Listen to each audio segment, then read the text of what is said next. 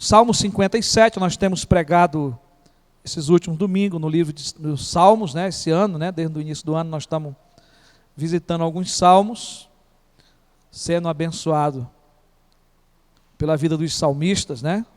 Que oraram, que louvaram o Senhor, cantaram nesses salmos, né? Salmos que foram feitos para o louvor no templo, para os cânticos.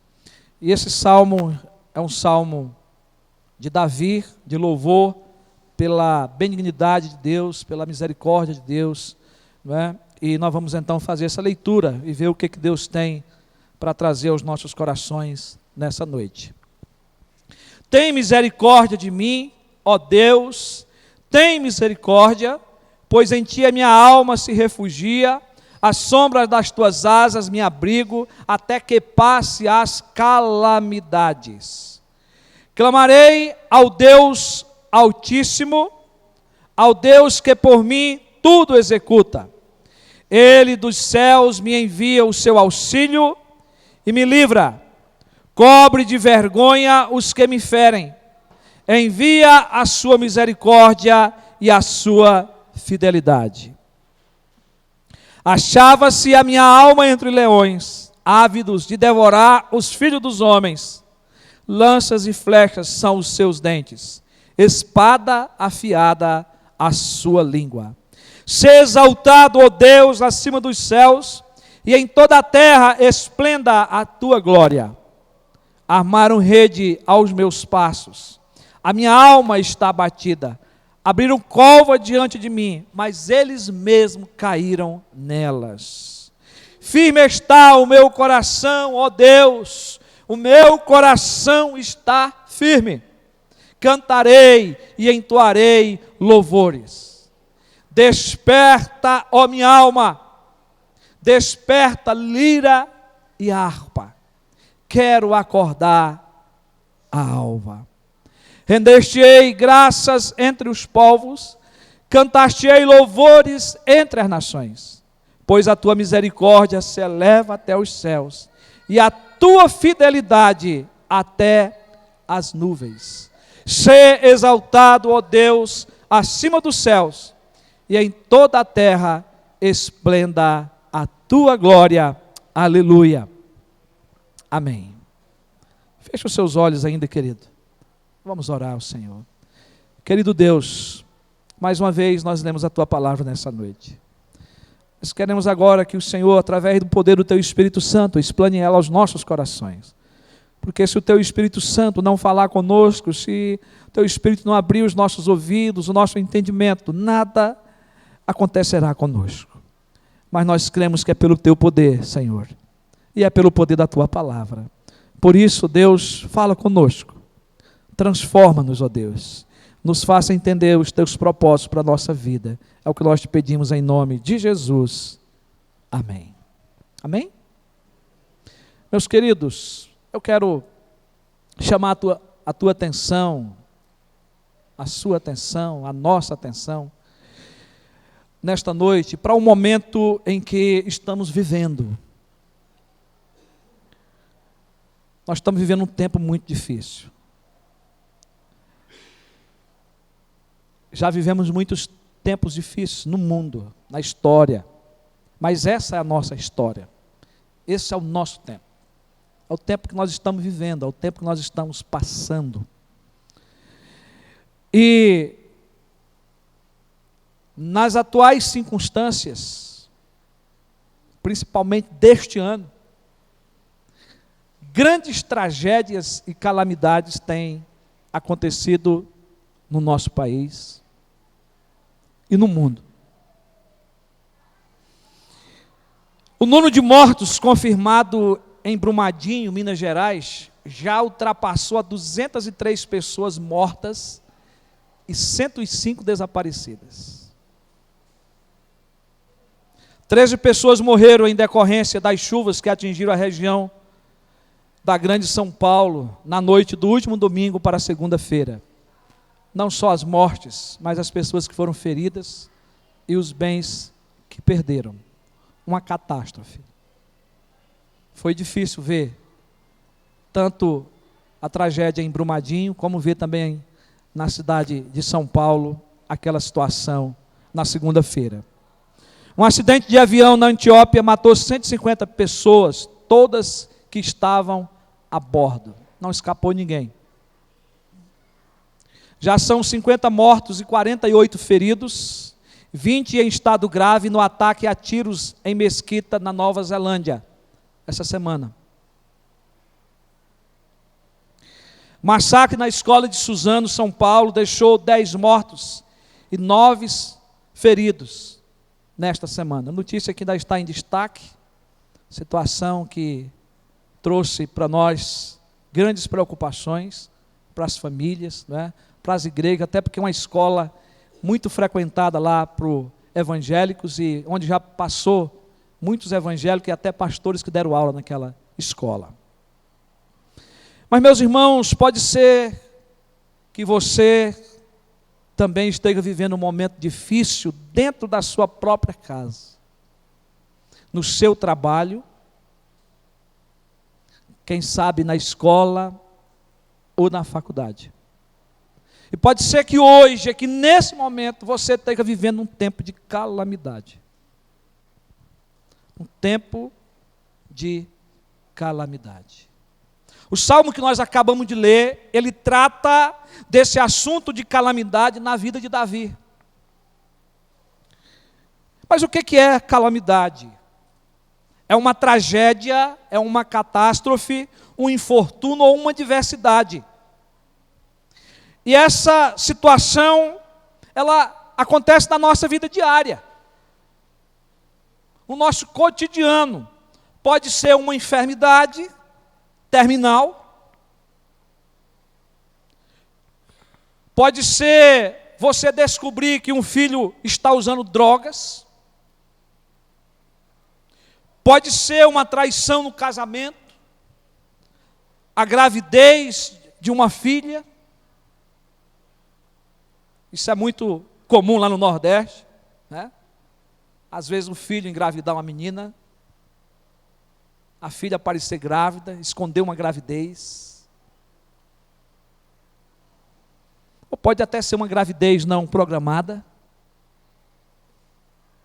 Pode ser o seu nome indo para o SPC, por falta de recurso para pagar uma dívida.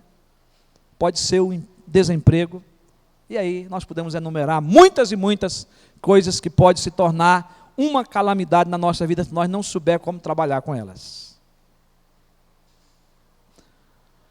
E há momentos difíceis, meus irmãos, na vida, como esses ou outros, que nós não sabemos que direção tomar.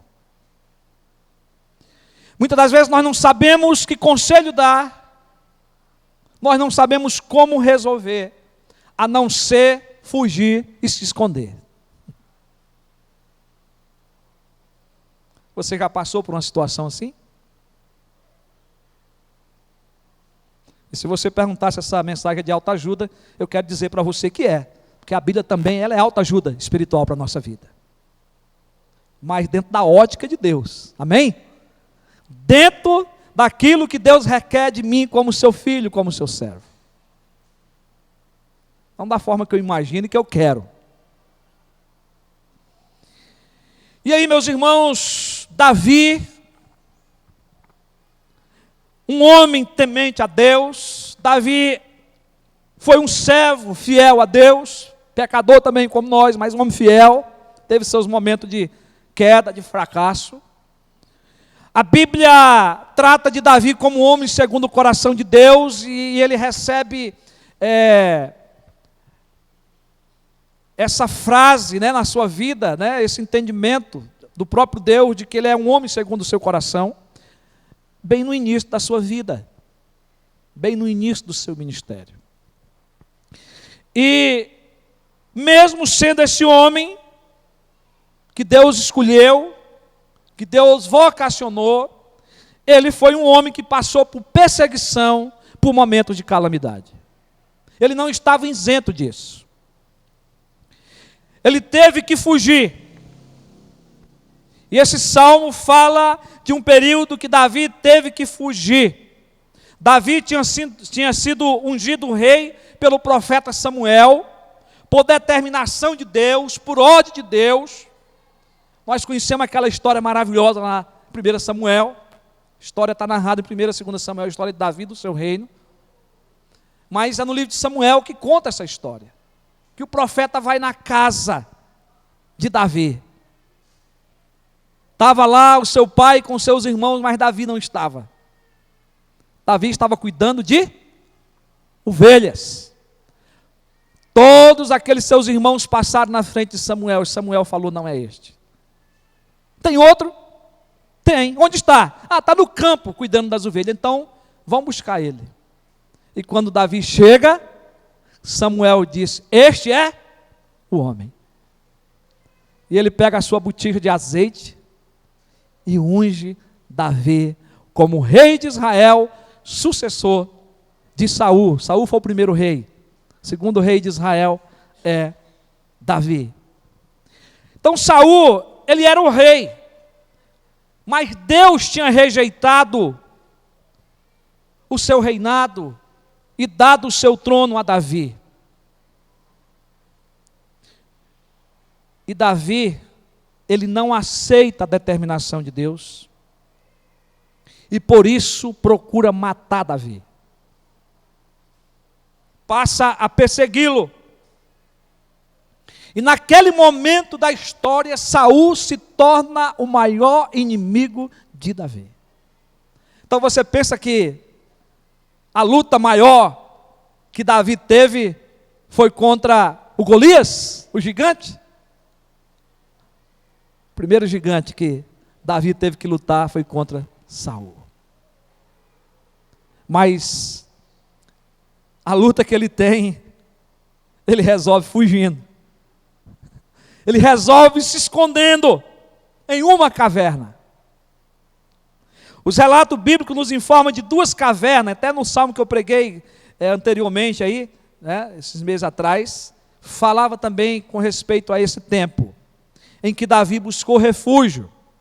A caverna de Adulão, em 1 Samuel 22:1, e a caverna de Engedi, em 1 Samuel 24:3. Então esse acontecimento relatado nesse salmo se trata em uma dessas cavernas. Então foi um tempo difícil para Davi, ter que fugir do seu inimigo e se esconder, porque Davi, ele dizia no seu coração que ele não podia tocar no ungido de Deus. E Deus permitiu que por diversas vezes Saul, desapercebidamente, se encontrasse com Davi e não o visse. Mas Davi, ele disse: eu não posso tocar no ungido de Deus. E ele continuou fugindo, até que Saul morresse e que ele pudesse assumir o trono dado por Deus. Mas o Salmo 57 que nós lemos, ele ora, é uma oração, um louvor, mas é uma oração, onde ele louva a Deus, onde ele engrandece a Deus, mas onde ele coloca a sua situação de perigo. E o versículo 1 vai dizer que ele está fazendo isso até que as calamidades passem. Até que passe as calamidades. A última parte do versículo 1. E é por isso que eu quero propor o tema desta noite: decisões que devemos tomar em tempo de calamidades. Decisões que temos que tomar em tempo de calamidades. Eu não sei qual que é a sua. E talvez você não tenha nenhuma. E Deus permita que você não tenha. Mas, se tem, se não tem, você pode amanhã passar. Que decisões que nós devemos tomar em tempo de calamidade? Irmãos, o primeiro ensinamento que esse salmo nos traz está no versículo 1, a parte A. Dependa das misericórdias de Deus. Dependa das misericórdias de Deus. O salmista começa o salmo dizendo: tem misericórdia de mim, ó Deus, tem misericórdia. Nós ouvimos falar muito de misericórdia na Bíblia. Quantas pessoas que oram falando essa palavra? Quantas pessoas que pregam falando essa palavra? A palavra hebraica para misericórdia quer dizer ser gracioso, mostrar favor, mostrar amor. Tem a ver com graça. São algumas características que há no ser de Deus, do caráter de Deus, do amor de Deus sobre nossas vidas. Deus age com misericórdia em diversas facetas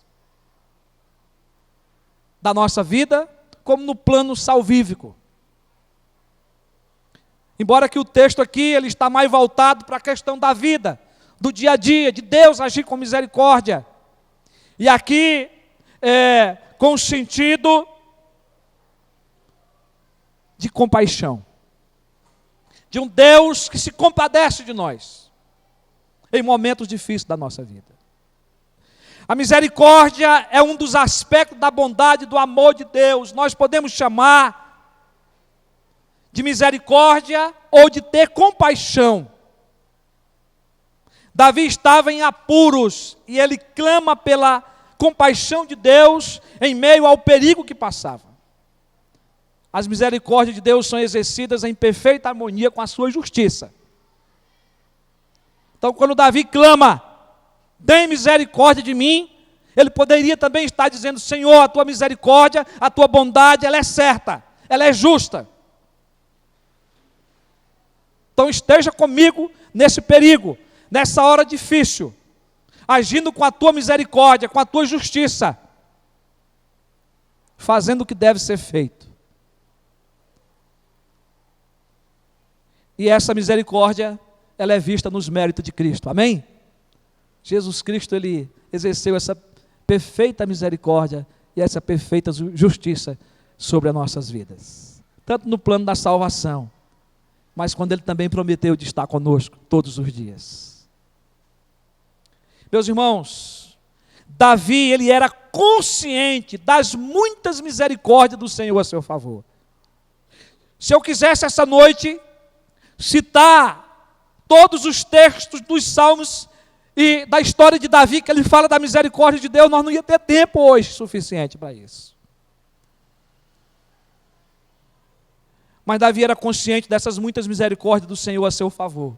Davi se arrependeu de ter feito o levantamento do censo de Israel. É um texto assim um pouco difícil da gente compreender, porque é Deus que manda fazer, mas depois o coração de Davi se enche, de arrogância. E aquilo se torna um mal para Israel e para a vida de Davi. E aí Deus lhe manda, através do profeta Gade, falar 3 coisas para ele que ele tinha que decidir. Uma punição de Deus para Davi. E Davi antes ele já se arrepende. Ele vê que tinha errado. E ele ora a Deus, mas mesmo assim Deus determina uma punição. E Deus manda o profeta Gade ter com ele. E eu queria, se você fosse possível, você pode abrir a Bíblia, isso é óbvio, 2 Samuel, capítulo 24, versículo 14, é o que nós vamos citar aqui como base, e os versículos seguintes aí. Então, o profeta vai e diz para ele que ele podia fugir por 3 meses diante dos seus inimigos, com eles lhe perseguindo, essa era uma punição, ou que por 3 dias houvesse peste na terra de Davi, no seu reinado. Fugir dos seus inimigos, não é? Eu acho que eu faltei a terceira aqui, né? E que houvesse aí os 3 dias de peste na terra. Então, o versículo 14 diz que então disse Davi a Gade: estou em grande angústia, porém caiamos nas mãos do Senhor, porque muitas são as suas misericórdias. São muitas as suas misericórdias, mas nas mãos dos homens não caia eu. Davi preferiu que Deus mandasse a peste na terra, que ele sofresse junto com o povo. Mas, meus irmãos, como que a gente pode entender esse texto? Que Deus age com misericórdia para conosco.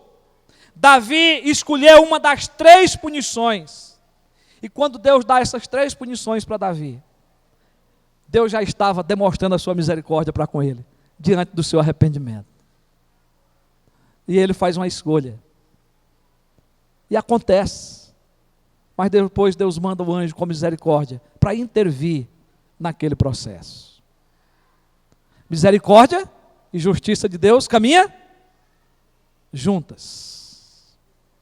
Mas, meus irmãos, como que nós dependemos dessas misericórdias de Deus na nossa vida, no nosso cotidiano, no nosso dia a dia? E é por isso que Jeremias, o profeta, em Lamentações, no capítulo 3, versículo 22 e 23, a parte A, ele vai dizer que as misericórdias do Senhor são a causa de não sermos consumidos. E aqui o consumir pode ser pela ira de Deus, de um Deus justo, santo e puro. Então, justamente por causa das misericórdias do Senhor, dele não poder negar essa misericórdia, nós não somos consumidos pela sua ira. E aí ele vai além e ele diz que as misericórdias do Senhor não têm fim. São eternas. E diz ainda que ela se renova sobre a nossa vida a cada manhã. Então você pode estar aqui, dando um ultimato em alguma área da sua vida. Eu não aguento mais. Eu vou fugir, eu vou me esconder, em certo aspecto é até bom você fazer isso. Mas só fugir do problema também não resolve. Então, meu irmão e minha irmã, clame pela misericórdia de Deus. E tenha convicção que Deus age, as suas misericórdias são de eternidade a eternidade sobre aqueles que o temem. Salmo 103, versículo 17. Se você teme ao Senhor, se você serve ao Senhor, creia que o Senhor está agindo com misericórdia, com bondade sobre a sua vida. Pois a tua misericórdia se eleva até os céus e a tua fidelidade até as nuvens. Versículo 10 aí do Salmo que nós lemos. Nós devemos louvar também o Senhor pela sua misericórdia. Davi, ele está clamando pela misericórdia de Deus, mas você vai ver as suas expressões de louvor, e nós vamos falar disso aqui no final da mensagem. Então, ele louva ao Senhor. E o Salmo 59, o versículo 16... ele diz assim: eu, porém, cantarei a tua força. Pela manhã, louvarei com alegria a tua misericórdia, pois tu me tens sido alto refúgio e proteção no dia da minha angústia. Salmo 59, versículo 16. Então o salmista louva a Deus pela misericórdia, na certeza de que o Senhor está ao seu lado nos tempos de calamidade, nos tempos de luta. Mas, meus irmãos, o versículo 1 ainda nos ensina as decisões que nós precisamos tomar em tempo de calamidade. Primeiro você clama pela misericórdia de Deus, mas ele vai dizer: tem misericórdia de mim, ó Deus, tem misericórdia, pois em ti a minha alma se refugia e à sombra das tuas asas me abrigo. A segunda coisa que nós temos que fazer no tempo de calamidade é buscar o refúgio do Senhor. É buscar a proteção do Senhor. Pois em ti a minha alma se refugia, à sombra das tuas asas me abrigo, até que passe as calamidades. Meus irmãos, muitas vezes nós fracassamos porque nos momentos difíceis da vida nós queremos resolver de forma humana, com nossos recursos humanos, com a nossa capacidade, com a nossa inteligência, ou com os nossos próprios recursos, sem o agir de Deus. Você pode usar tudo isso, mas você usar, orando, buscando, entendendo que é Deus que pode te ajudar, que pode te abençoar. Davi está buscando refúgio aqui no sentido mesmo de proteção, do cuidado de Deus com a situação em que ele passava. E existe momento que nós só encontramos refúgio e proteção no Senhor. Nada que temos em mão pode nos ajudar. Salmo 142, versículo 4. Eu creio que foi esse salmo que eu preguei há uns dias atrás aqui. O salmista Davi, ele diz: olha à minha direita e vê, pois não há quem me reconheça, nenhum lugar de refúgio, ninguém que se interesse por mim. Pode chegar esse momento na sua vida. Um momento que você não tem ninguém. Um momento que você não vê solução para o seu problema. Mas eu tenho que clamar pela misericórdia de Deus, e eu tenho que buscar o refúgio do Senhor. Ele usa aqui também, irmãos, a figura de Deus como uma ave mãe que protege os seus filhotes, transmitindo assim a compaixão de Deus por ele. A Bíblia de Genebra está na nota de rodapé essa explicação que é muito boa. Porque ele diz: à sombra das tuas asas me abrigo. Deus não tem asa, Deus é espírito. Aqui a linguagem, é para mostrar que Deus se relaciona conosco em termos humanos. O antropomorfismo, que nós chamamos na teologia. Mas esse texto faz referência ao cuidado de Deus. A proteção de Deus, como uma ave mãe que protege os seus filhotes. E Jesus vai usar essa figura quando ele entra em Jerusalém. Lá em Mateus 23, 37, você pode conferir depois. Jesus diz: Jerusalém, Jerusalém, que mata os profetas e apedreja os que te foram enviados. Quantas vezes eu vos quis reunir os teus filhos, como a galinha ajunta os seus pintinhos debaixo das suas asas, e vós não quisestes. Proteção, o cuidado de Deus para com seus filhos, para com o seu povo. O salmista no Salmo 46, o versículo 1, ele diz: Deus é o nosso refúgio e fortaleza, socorro bem presente nas tribulações. Você pode mudar a palavra aí, tribulação, e colocar calamidade. Vai dar no mesmo. Deus é o nosso refúgio e é fortaleza. Ele é refúgio, Ele protege nos momentos de tribulação.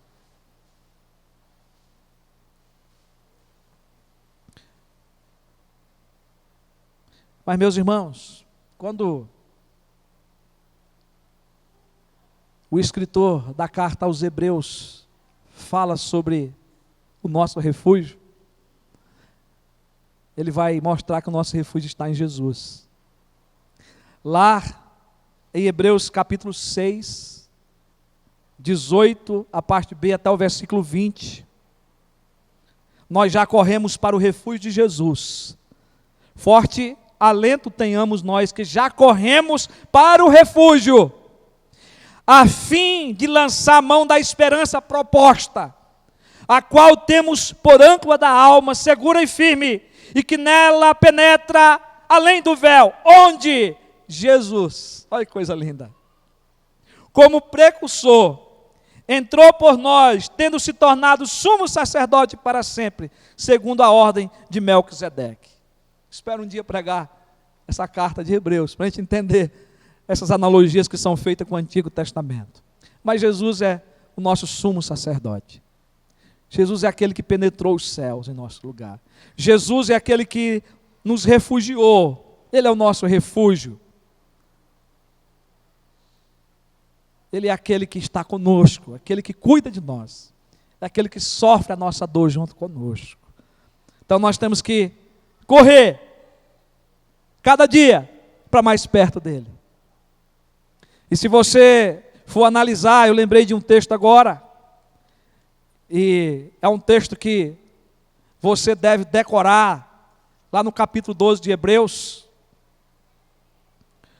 quando ele diz que nós devemos olhar firmemente para o autor e consumador da fé, que é Jesus.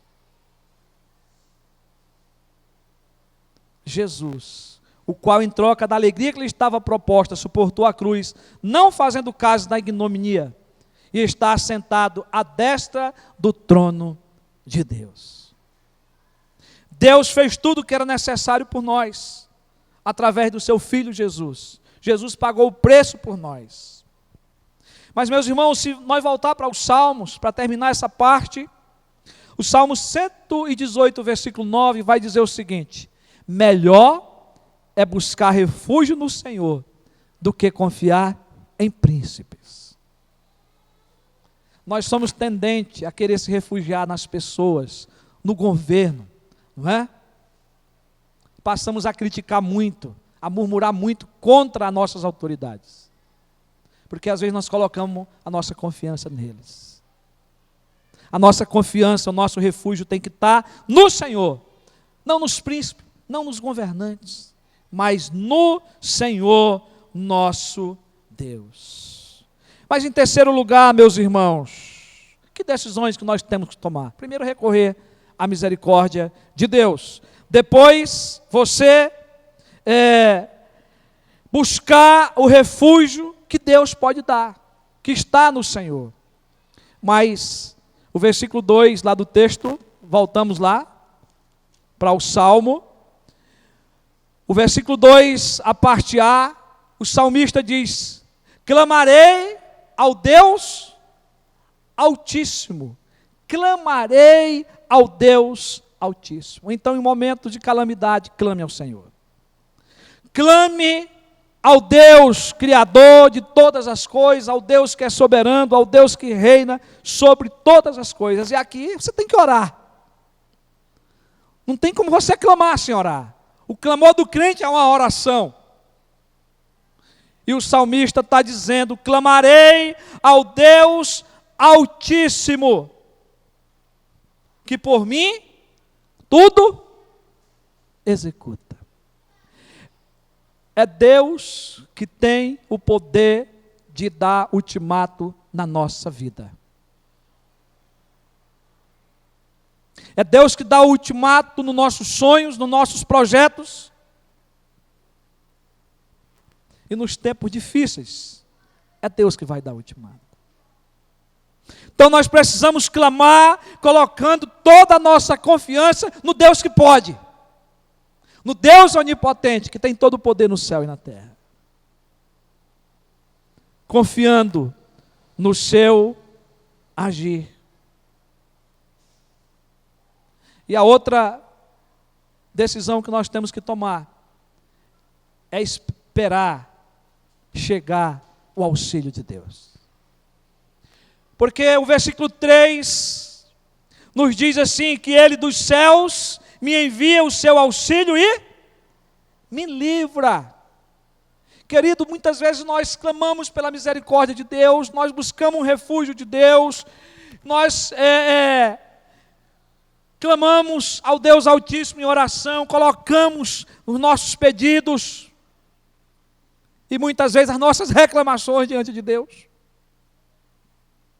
Mas a gente não tem paciência de esperar esse auxílio chegar.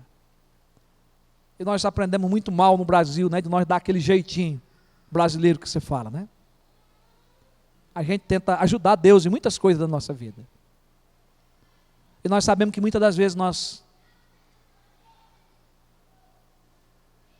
ficamos em situações piores.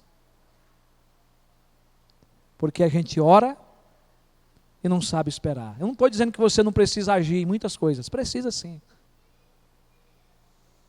A nossa responsabilidade pessoal diante de muitas coisas, nós temos que agir. Mas muitas vezes nós não sabemos esperar a resposta de Deus. Ele dos céus me envia o seu auxílio e me livra. Cobre de vergonha os que me ferem. Envia a sua misericórdia e a sua fidelidade. Davi está dizendo que no tempo soberano de Deus, Deus age. Amém? Deus age, Deus resolve e Deus interviu na sua vida. Com graça e misericórdia. Ele fugiu até o dia que tinha que fugir. Mas teve um dia que ele não precisou fugir mais. Saul morre. E ele assume o trono. Ele vai cumprir os propósitos de Deus. Deus o livrou de Saul.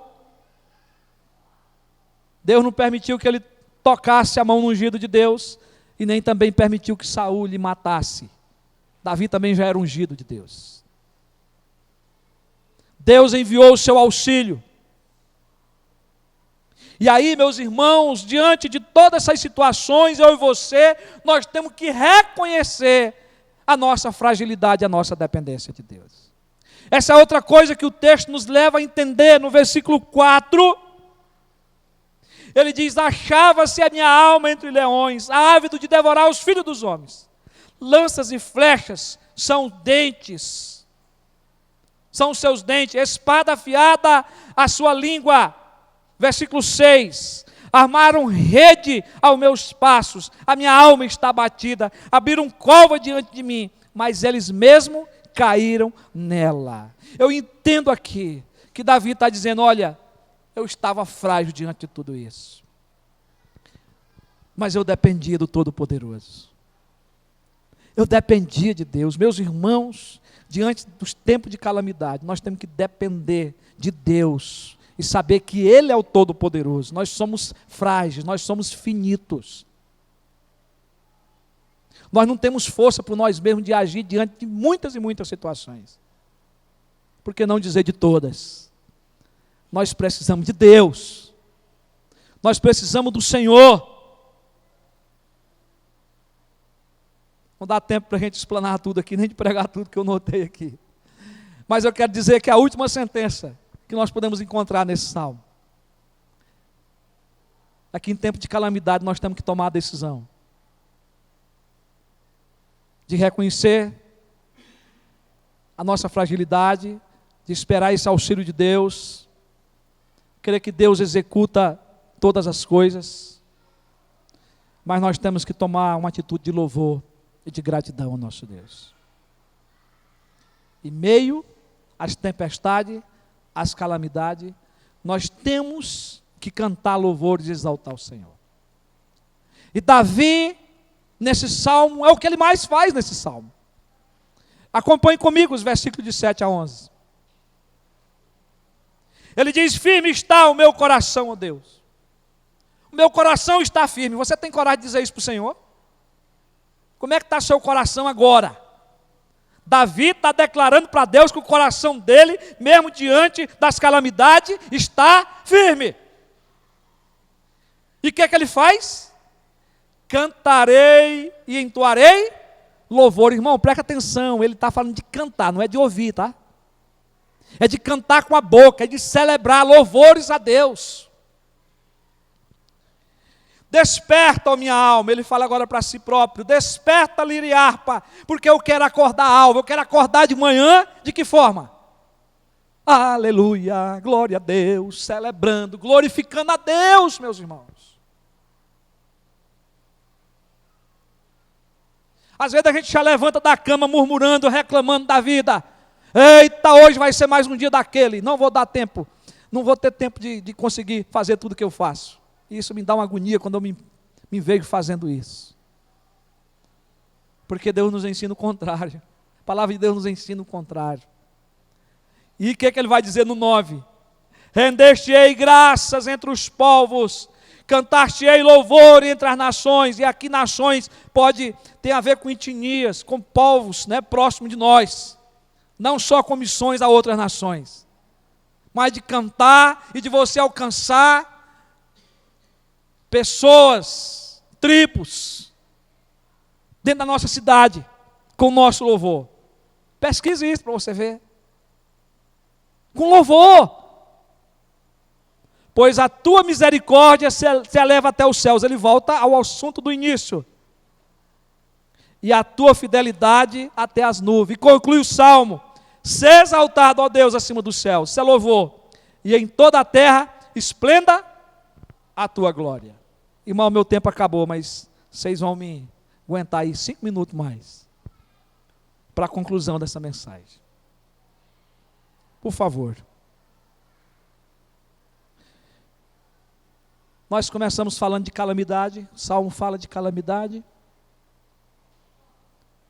Vencer é passar pelas calamidades confiando, buscando e louvando ao Senhor como Davi. Davi sabia que o Deus que o chamou e ungiu como rei cuidaria dele até o último dia da sua vida. E o Senhor assim o fez. Mesmo assim, Deus não lhe poupou momentos desagradáveis. Então, o crente passa por momentos desagradáveis, sim. E às vezes é para você sair do seu conforto, viu? Preste atenção nisso. Contudo, Davi sabia da sua responsabilidade como servo de Deus. Por isso esperava o agir de Deus a seu favor, mas enquanto isso ele fugiu. Ele fez a sua parte. E enquanto fugia, Davi também estava cumprindo a sua missão. Ele tinha um chamado. Ele tinha que cumprir. Ele tinha que dar resposta para Deus. Quando teve que fugir, Davi fugiu. Quando teve que se esconder, Davi se escondeu. Quando teve que clamar, ele clamou ao Deus Altíssimo. Quando ele teve que esperar, ele esperou. Quando teve que agir, ele agiu. E você pode ler a história de Davi, você vai ver. Ele buscando homens para formar o seu exército. Percorrendo por lugares terríveis. Entrando em caverna, como nós ouvimos aqui. Mas ele estava diante de tudo isso, agindo. E quando precisou se humilhar e depender de Deus, ele o fez. Ele se humilhou e dependeu do Senhor. Preste atenção, mais um pouco aqui. Ele foi o maior rei de Israel. Foi um herói de guerra. Ele compôs os mais lindos salmos da Bíblia. Davi foi o homem que profetizou sobre a vida do Messias. Deus lhe fez uma aliança, prometendo uma descendência, o trono e reinos eternos. Os profetas falaram disso, o profeta Isaías falou disso. E promessas que foram cumpridas em Jesus. O Evangelho de Mateus começa narrando o livro da genealogia de Jesus Cristo, filho de Davi.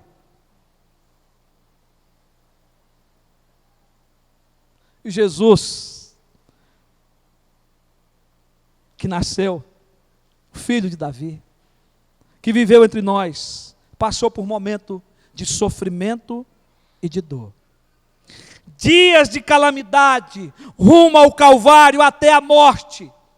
O profeta Isaías escrevendo aproximadamente 700 anos antes do seu nascimento, descrevendo o seu sofrimento, ele disse que ele não abriu a sua boca, como o cordeiro foi para o matadouro.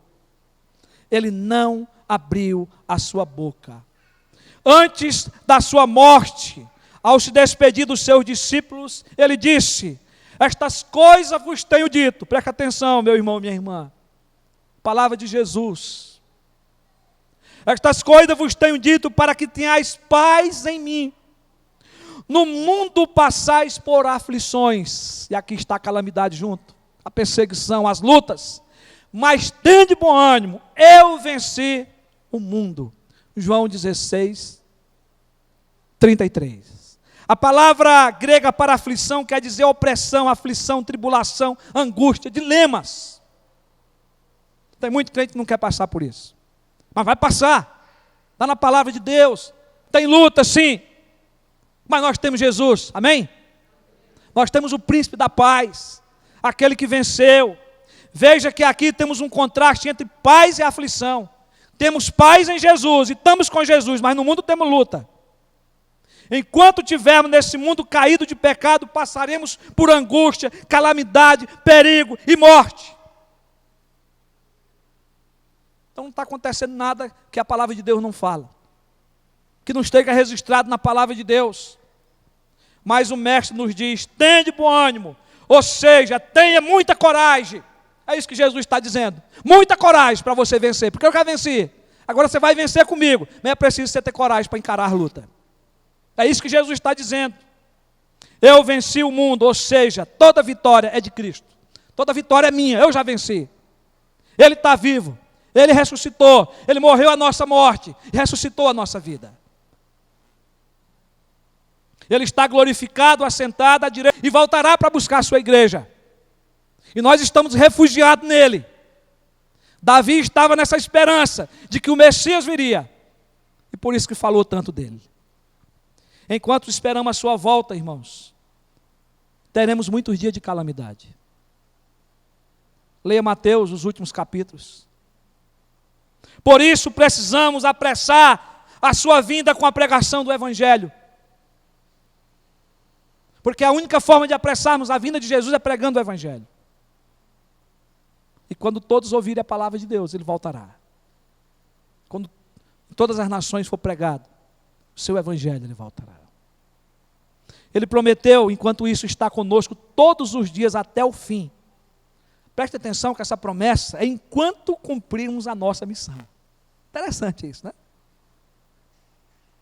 Ele prometeu estar conosco todos os dias, enquanto nós cumprir a sua missão. Se você quiser conferir, Mateus 28, 20, diz lá: ide, portanto, fazei discípulos de todas as nações, batizando em nome do Pai, do Filho e do Espírito Santo, ensinando a guardar todas as coisas que vos tenho ordenado, e eis que estarei convosco todos os dias, até a consumação do século. Enquanto a igreja vai fazendo esse trabalho da evangelização do discipulado, Ele estará com a sua igreja. Davi cumpriu a sua missão. Jesus, como homem de Deus, cumpriu a sua missão de servo, de salvador e de redentor. E nós? E você? Será que vamos ficar somente olhando para as calamidades desse mundo? Será que vamos ficar somente reclamando, murmurando, questionando Deus, culpando Deus, sendo que a culpa é nossa, por causa do nosso pecado, nós escolhemos pecar? Ou nós vamos cumprir a nossa missão? Meus irmãos, o Evangelho é a resposta de Deus para esse mundo. O Evangelho é a resposta de Deus para a transformação do pecador que está perdido nas trevas e nas garras de Satanás. E já que você me esperou até agora, abra sua Bíblia, Romanos 8, 35 a 39, finalizando. Aplique na sua vida o exemplo do apóstolo Paulo. Eu quero aplicar isso para a minha vida. Mas você, depois de ouvir essa palavra, de aguentar aqui esse tempo ouvindo, você precisa colocar isso no seu coração. Romanos 8, 35 a 39 diz o seguinte: quem nos separará do amor de Cristo? Será a calamidade, que é a tribulação aí, ou angústia, ou perseguição, ou fome, ou nudez, ou perigo, ou espada? Como está escrito: por amor de ti, somos entregues à morte o dia todo. Fomos considerados como ovelha para o matadouro. Em todas essas coisas, porém, somos mais que vencedores por meio daquele que nos amou, Deus, Jesus. Porque eu estou bem certo de que nem a morte, nem a vida, nem os anjos, nem os principados, nem as coisas do presente, nem do porvir, nem os poderes, nem a altura, nem a profundidade, nem qualquer outra criatura poderá separar-nos do amor de Deus que está em Cristo Jesus, o nosso Senhor. Que Deus nos abençoe. Amém.